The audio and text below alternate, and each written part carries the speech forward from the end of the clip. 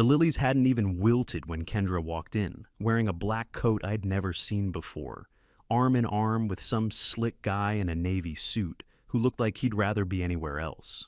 We were in the church reception hall. My mother's funeral was 2 hours behind us. The smell of coleslaw and stale coffee hung in the air. Quick note, before listening, share which city or country you're watching from. I'm Randall Pierce. I'm 58. I live in Medford, Oregon. And that Tuesday was the worst damn day of my life. Randy, this is my attorney, Colin Mercer. We need signatures, Kendra said, soft and smooth, like she was offering me a breath mint, not paperwork. She slid a manila folder across the folding table. I stared down at it. Divorce petition. Me as the respondent. Her name bold at the top, like she'd been preparing this moment for weeks, months maybe. I looked up and saw Mom's bridge partners 5 feet away, holding paper plates and lemonade cups. Kendra raised her voice a notch, enough for the room to hush. Your mom always told us to do the right thing, she said. Right thing, huh? Right there in front of a table of casseroles and someone's crying niece, she used my dead mother's words like a slogan. People stopped talking. A couple of them even turned to look. I said nothing. My jaw clenched so tight I felt it crack. What made it worse? I'd had a 7:30 meeting that morning with Mom's estate attorney, Maureen Blake. I already knew what Kendra didn't. My mother had been busy. Kendra reached toward my sleeve, not quite touching me, just enough to flash the new bracelet she never wore around me. Her perfume was expensive, sharp, nothing like the drugstore spray she used to wear. You really want this here? I asked. Before things get complicated with her estate, she said, without flinching. That phrase, her estate, rang in my ears. That's when I knew Kendra had no idea what I'd signed that morning or what Maureen had already filed. I nodded, like a man with no options, and picked up the pen. Colin pointed to the spots. 4 signatures, 2 sets of initials. My hands were shaking, not from nerves, but because I was grieving the only person who ever backed me up. After I signed, Kendra hugged me for show. Her lips brushed my cheek. Thank you for being practical, she whispered. Then she walked out. Evan, her so-called friend I hadn't met yet, was waiting outside by the curb in a Lexus with the engine running. I stood there under a wall of crayon drawings about Noah's Ark and thought, Mom set a trap, and I just watched the bait get swallowed. It's done, I told Maureen by the coffee urn. She nodded. Good. Now we let the paperwork do the work. 3 mornings earlier, I was up at 5:10 like always, grinding beans in the chipped Mr. Coffee and staring at the microwave clock while the machine spat and hissed. The kitchen light flickered twice like it always did when the fridge kicked on. Another Monday. Kendra was still asleep. She stayed in bed late most mornings, said her clients were East Coast wellness folks who needed mid-morning coaching. She'd been consulting for a year, building some brand I never saw a logo for, let alone a paycheck. I paid for everything, rent, groceries, the cars, her dental last March. She'd make a show of Venmoing me $30 when I got annoyed, then say I was sabotaging her confidence. I left her sleeping in blackout curtains and drove to the warehouse with black coffee in a travel mug and yesterday's cold biscuit in a napkin. It was mid-afternoon break, around 3:18, when the email hit my phone. Subject line, statement ready, Sable Premier card. Never heard of it, never applied. But there it was, clean as day. Balance, $6,970. Charges in Bend, boutique hotel, 2 restaurants I'd never heard of, a jewelry store that looked high-end just from the name, all in neighborhoods I never went to. I stepped outside and sat in my truck behind the loading dock while forklifts beeped like backup alarms in my skull, called customer service. Got some chipper voice telling me the card had been opened in person, with my name, my social, and all the right security answers. First dog's name, Pepper, elementary school, Lincoln Heights. Stuff I hadn't told anyone except the woman sleeping in my apartment with a wellness business and designer yoga pants. I hung up, sweaty palms on the steering wheel. I'd been clocking overtime for the past 6 weeks, trying to keep up with rent and groceries, and someone was spending thousands under my name like it was monopoly money. At 6:20, Mom texted, "Breakfast Friday? Need to talk. Important. That word, important, stood out like it was underlined. She never said that. I called her right away. Tomorrow morning instead. 7:30, she said.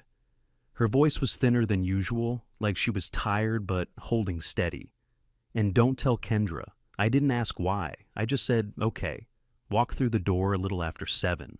Kendra was curled on the couch with her laptop open to a blank Word doc and her phone face down on the coffee table. Full makeup, tight sweater. She said she had a late strategy call. I asked her about the Sable Premier card. She blinked once and tilted her head. Randy, are you okay? You've been stressed lately. Could you have opened it and forgotten? That hit like a punch, gaslighting I could smell from 10 feet away. No, I didn't forget opening a damn credit card. She sighed and said we'd handle it after her call. Then she grabbed her tote bag and walked out at 9:30, like she had somewhere more important to be than home. The next morning, I pulled into Pete's Diner 5 minutes early and still saw Mom already seated in our booth by the window. Same one we'd used for years. She liked watching traffic roll by while she drank her coffee. When she looked up, I could tell right away something was different. She looked smaller somehow. 82 years old, shoulders a little rounded, but her eyes were sharp. That look she got when she was done letting people hurt me. We didn't hug. She didn't waste time. She slid a business card across the table with 2 fingers. Maureen Blake, it read. Estate and real property.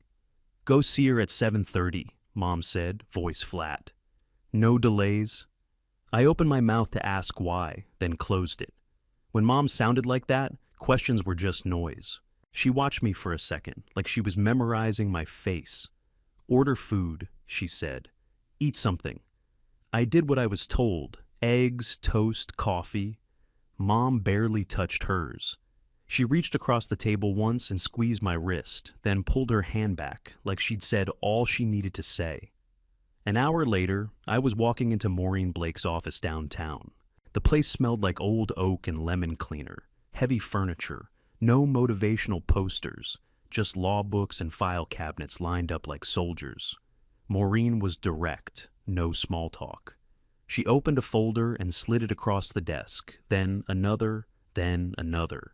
Deeds, bank statements, insurance policies, trust documents, everything laid out neat as a tool chest. Your mother owns 9 properties in 3 towns, she said. I stared at her. That's not possible. She's been collecting them since you were in Little League, Maureen said, quietly. She walked me through it like she was explaining a grocery list. Duplexes, fourplexes, mixed-use buildings, appraised value around $3.6 million, net monthly rent just over $14,000. With cash and policies, total estate a little north of $4.3 million. I felt stupid, like I'd been living next to a mountain I thought was a hill. Mom never acted rich. She clipped coupons, drove the same truck for 15 years, complained about wasting heat. Then Maureen slid one more document forward. This is the important part, she said. An irrevocable trust. Executed Monday afternoon at 4:05 p.m. My name right there as the sole beneficiary. Clear language, no wiggle room, explicit spousal exclusion, no marital claim, no access, no challenge. Your mother learned something on Monday, Maureen said. A photo, a message. She didn't tell me details, just said, I won't let him take my boy's future. The trust locked everything, every property, every rent dollar, every policy payout, divorce proof, creditor proof, clean and sealed. Maureen slid a sealed envelope across the desk. My name was written on it in Mom's handwriting. She asked that you open this after the funeral. I nodded, throat tight. I didn't trust myself to talk. I stood to leave when Maureen's phone buzzed on her desk. She glanced at it, frowned, then listened to the voicemail on speaker. A detective. Calm voice. Professional. Mom had died in her sleep at 2:19 that morning. Massive heart event. No signs of distress. The room tilted. I grabbed the back of the chair to stay upright. Maureen stood up but didn't touch me. Take your time, she said. I walked outside into the cold and leaned against the brick wall, breathing hard, hands on my knees. Traffic moved, people laughed down the block. The world didn't pause just because mine cracked open. An hour later, standing beside my mother's casket, Kendra slid divorce papers across a folding table and asked me to sign.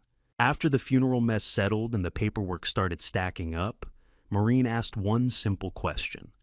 "Tell me about Alder Street." I didn't see the point at first. Alder was supposed to be Kendra's big break. Back when I still believed in us, I'd talked Mom into leasing her a small storefront, 1,600 square feet, decent foot traffic, big front windows. Mom agreed without much pushback. "If it helps them launch, it's worth it," Mom had said. She charged Kendra $980 a month when the market rate was closer to $2,100. I remember feeling proud of that, like we were getting ahead without screwing anyone over. Maureen nodded once and made a call. That's how Laurel came in. Property manager, late 40s, sharp haircut, eyes that missed nothing. She laid out a stack of printed emails on the conference table like cards in a losing hand. 15 months ago, your wife sublet the space to a micro bar, Laurel said. No permission, no disclosure. I stared at her. That's not possible. She said the shop wasn't ready. Laurel slid over photos, neon sign in the window, tap handles, bar stools, packed house on a Friday night. Then a rent ledger. The micro bar paid $2,300 a month. Kendra paid Mom the same $980, pocketed the difference, every month, like clockwork. She told us she was testing concepts, Laurel went on, said the extra foot traffic would help the wellness brand. We issued warnings, gave grace periods. She pointed to highlighted lines in the emails, dates, deadlines, final notice. There was a scheduled eviction and a civil suit filed 6 weeks earlier. Arrears, utilities, damages. Total owed $33,600. My stomach dropped. We held service out of respect after she passed, Laurel said, but we're ready to proceed. I didn't hesitate. Proceed exactly as instructed. That night I checked into a roadside motel off the highway. Beige walls, scratchy bedspread, ice machine rattling outside my door. I sat on the bed and opened the envelope Mom had written my name on. "Randy," the letter started, "you don't owe anyone your future. I learned too late who Kendra is. The papers keep you safe." I read it twice, then a third time. At 9:41 p.m., my phone buzzed. A text from Kendra. "Let's be adults about asset division." I stared at it until another message came in from an unknown number. "This is Evan. We should all meet." I didn't respond. I turned the phone face down on the nightstand, reached over, and shut it off. Then I sat there on the edge of that motel bed, shoes still on, and understood something clear for the first time. Mom had seen this train coming, and she'd laid the tracks away from the cliff. I picked up the letter again and folded it back into the envelope, careful, like it mattered how I handled it, then set it in the drawer and stood up. Maureen gave me a name and an address. Victor Salazar, private investigator. His office sat above a PHO place on East Main, wedged between a vape shop and a payday loan place. Narrow stairwell, peeling paint, door with no label, just a taped-up business card. Inside, the air smelled like dust and takeout. File cabinets were crammed full, papers poking out the top. Victor had thick glasses, a shaved head, and a voice like sandpaper over gravel. He didn't offer me water, didn't ask about my day. "You're here about your wife," he said. She didn't just stumble, she hunted. He walked over to a desk and started laying out photos. Not one or two, a dozen, then more. Kendra, smiling, wearing the same coat from the funeral, with a man I didn't recognize. Tall, clean-shaven, dark jacket, smug face. "Evan Brooks," Victor said. "I was tracking him already. His ex hired me last fall. In the middle of that mess, your wife showed up." He tapped a photo of them sitting close at a wine bar, her hand on Evan's knee. "Your wife works a pattern," he said. "Finds a mark with assets, attaches herself, moves in slowly, starts spinning stories." My throat tightened. I stared at the photos. Kendra laughing with Evan like she didn't have a husband working 50-hour weeks to keep the lights on. Victor dropped another stack. This one had screenshots and spreadsheets. These are county records she pulled. She mapped your mom's holdings, properties, tax rolls, even building permits. Then she made her own spreadsheet. Estimates, rent rolls, asset values. Cleaner than anything you ever filed on your taxes. He opened a laptop. Here's where it gets ugly. He played a recording, faint engine noise, a blinker ticking, then Kendra's voice clear as day. He thinks his mom has a couple duplexes, she said. It's closer to 10 doors. I've mapped them. Evan's voice. So? We wait? Kendra. No, we build a case that he's financially reckless. Open cards in his name. Let them rip. We divorce while the grief's fresh. Evan laughed, not loud, more like a breath through his teeth. Then Kendra again. His mom's got heart issues. Pressure helps nature along. That one hit like a gut punch. I leaned forward, elbows on knees, trying to keep from throwing up right there on Victor's scuffed linoleum. She said that? I asked. Victor nodded. Oregon's one-party consent. I bugged the car when Evan still owned it. He signed off. I sat back, numb. My life sounded like a true crime podcast. My mother talked about like she was just a variable in a long con. Victor kept going. Bank pulls, Sable Premier, and 2 other accounts opened with forged docs. Footage of Kendra unlocking the back door of the Alder sublet. Emails between her and Evan, planning how to monetize the space. She's been at this a while, Victor said. Got smart with the paperwork, got greedy with you. I didn't speak for a long time, just stared at the wall, the kind of silence where every second feels like pressure building in your chest. Victor handed me a thumb drive. Maureen prepped that for you. It's clean and admissible. Then he pulled one from his drawer, heavier, silver, labeled in black ink. DA file. When this goes to the district attorney, he said, you'll feel the ground shift. I took it, felt the weight in my palm, heavy like everything else that week. I was in Maureen's office Monday morning when her phone rang at exactly 11:12. She answered and gave me a quick nod, then hit speaker. Colin Mercer, the voice said, Kendra's attorney, polished tone, fake friendly. We're calling for preliminary asset disclosure ahead of formal division. Maureen didn't blink. You're aware the Pierce estate falls under an irrevocable trust? Which was recently created? Colin asked. Maureen opened a file. Executed at 4:05 p.m. Last Tuesday. 2 witnesses, notarized, capacity exam on video. Recorded in full compliance with Oregon statute. Colin hesitated. That timing is unusual. It's legal, Maureen said. Your client has no claim. There was silence. I counted 8 seconds before Colin cleared his throat and said he'd review with his client. Then the line went dead. Maureen looked at me. It begins. By 1:40 that afternoon, we were downtown, sliding Victor's drive across a metal table to the county's white-collar crimes unit.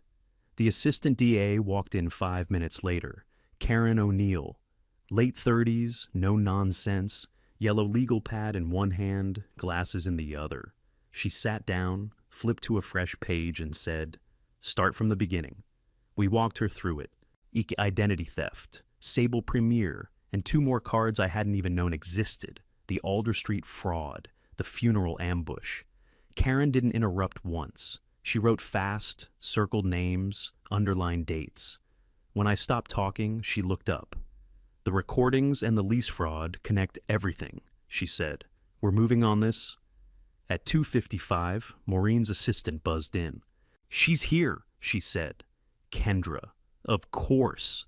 She came storming into the lobby, coat unzipped, heels loud on the tile. I watched her through the glass as she slammed her purse down on the front desk and said, loud enough for the camera, "I'd like to speak with my husband, unless you're all backdating trusts now." Building security stepped in. Maureen stood and walked out, calm as ever. "The trust predates your mother-in-law's death," she told Kendra. "The filing is already public record. Any future contact goes through counsel."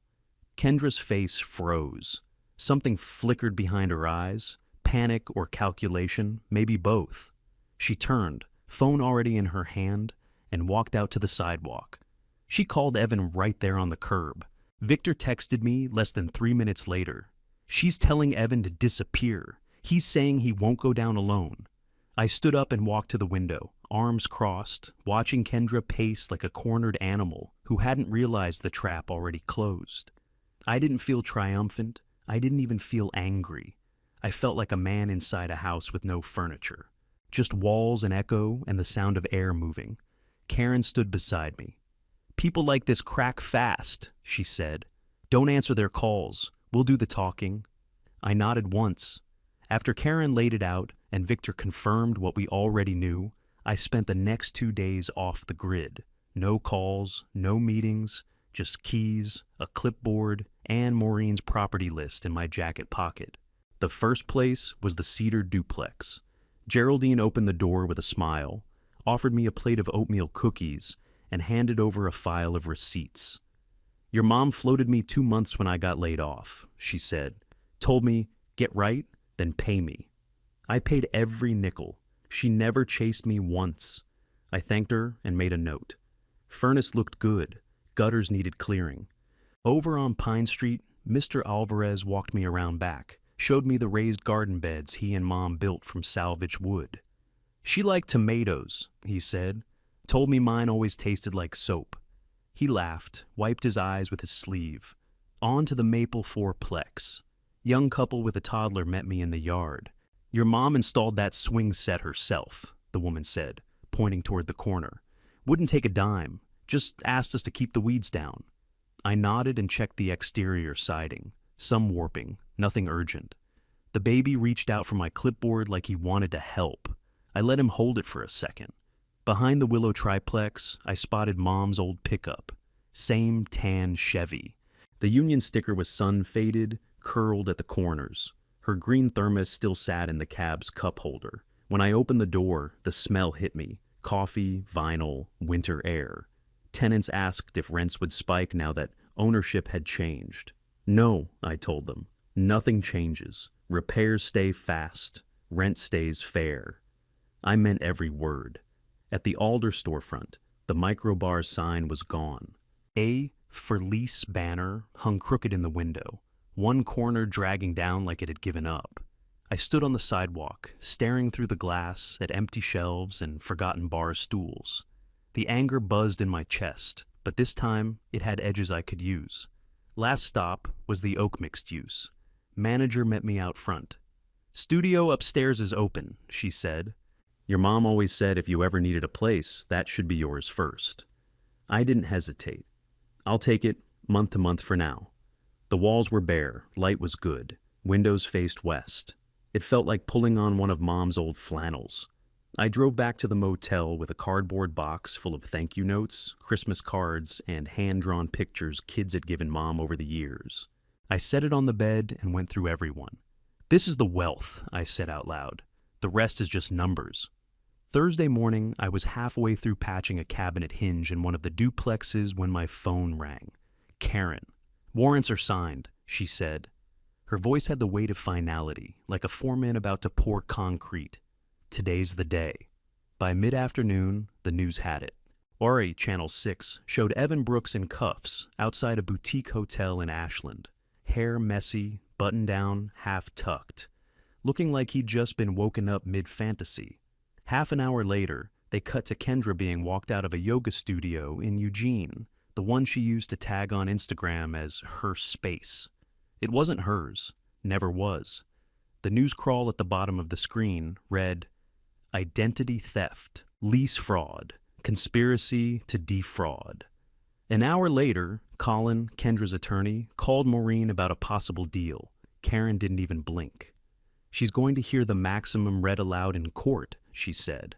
"I want her to understand the value of every dollar she stole." Victor called that night. Evan flipped, he said. Didn't last 48 hours. Evan gave them everything, full account of the Alder sublet, screen recordings of the card applications, time stamps from phone calls where Kendra said, "Stress the old lady and nature will do the rest." Didn't even ask for a full deal, just wanted less time and distance from Kendra. Kendra's attorney tried spinning it, said she was manipulated, said Evan was the mastermind.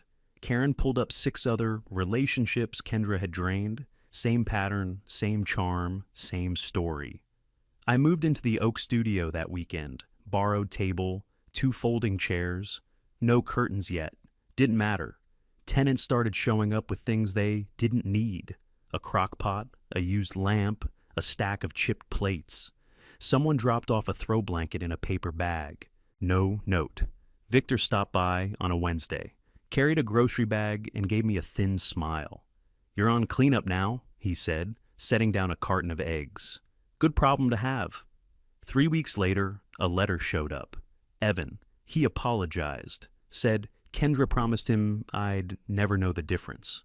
Claimed he thought I was just another mark. Said he hoped I'd heal. I didn't answer. Just filed it with the DA and put it out of my head. Months after conviction, another letter came.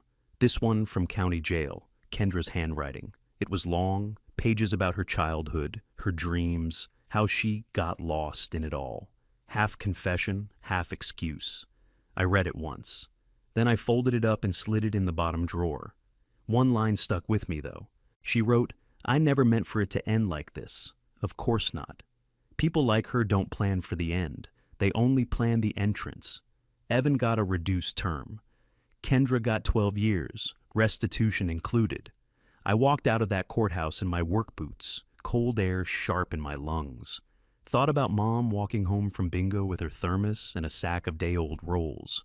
I kept Mom's rule. Treat people like family, expect them to act like it. Didn't matter if it was a duplex or a fourplex. Rent stayed reasonable, repairs got handled fast, phones didn't go to voicemail. If a pipe burst, I was there with a wrench or someone who knew what to do. No landlord games, just show up and do the work. Every other Tuesday, I met with Maureen. She taught me how the business side really ran. Capital reserves, roof replacements, cash flow that worked in years, not panic months. She showed me how to read a contractor's quote and see where they were padding the bid. I listened, took notes, didn't pretend to know more than I did. Victor came to the next tenant cookout. Didn't hang back. He carried milk crates, flipped burgers, told stories about the one that got away, and how you keep going even when you don't get the win. I set up the Sarah Pierce Fund. Nothing flashy, just $8,000 a month from net rents, earmarked for job loss, medical disasters, or community college classes that bumped someone's pay rate. We didn't advertise it. You just had to ask, and we helped. The Alder storefront got cleared out, repainted, and turned into a small community office. We brought in a retired bookkeeper who volunteered on Thursdays, and a repair workshop on Saturdays. Mr. Alvarez taught the first class, how to snake a drain, patch drywall, find the shutoff valve before your bathroom turns into a lake. I wrote a check to the Union Apprentice Fund in Mom's name. The director called me after hours, voice cracking on the line. Said Mom had been the quiet kind of rich, never loud, never asking for credit, just showed up and made sure people were okay. Every morning, I passed the bulletin board in the Oak lobby, kids' drawings, babysitter notes, job flyers, and a photo of Mom holding a drill, her grin lopsided, hair tied back with a bandana. At night, I sat under a secondhand lamp in the studio and wrote things down. Not for anyone else, just for me. Things I wished I'd known earlier, how to lock a trust, how to spot a lie before it spreads, how to walk away without shame. Sometimes, late at night, I'd think about Kendra's line. "Your mom would want you to do the right thing." I'd laugh, because I did. I signed the papers. I sprung the trap. I kept the roof over the good people. On the 1-year mark of Mom's passing, I brought coffee to the cemetery, sat on the grass, read her letter again. "You don't owe anyone your future." I told her the roofs didn't leak, the tenants were stable, the kids had new swings, the fund was solid, and the books were clean. As I stood to leave, a robin hopped onto the path. I said out loud, "We're good, Ma." Then I went home to check the boiler schedule and the rent ledger, the kind of happy ending a man like me can trust.